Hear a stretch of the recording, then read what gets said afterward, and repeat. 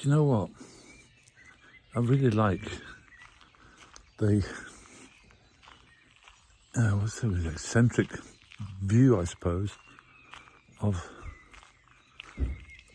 Well, no, it's an eccentric view, really. It's a view taken by the French on issues that affect them. And they don't sit back quietly like we do in the UK. They protest. I like that. I like the way they do it.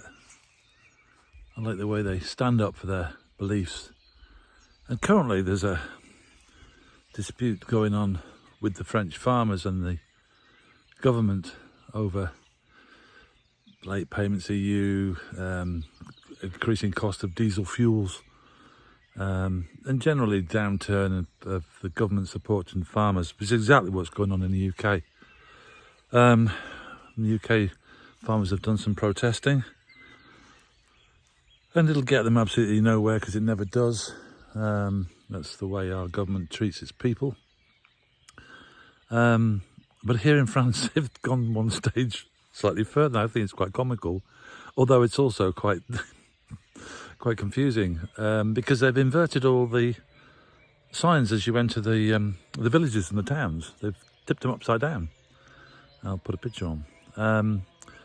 And in some instances, apparently, I'm hearing that they've actually taken the signs from one village and put them on another village. So you might not necessarily be where you think you are, which could be a little confusing if your sat-nav is telling you to go to a certain place, or you have arrived in a certain place. You may find that you're actually not there, you're somewhere else.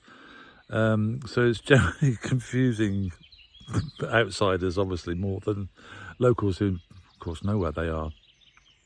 But I just thought it was quite comical, so I thought I'd put this little bit of video up just to explain why it's happening and where it's happening. And it started apparently in the sort of southern regions of France, but it's now spread to the whole of France. As I say, it's a protest by the farmers.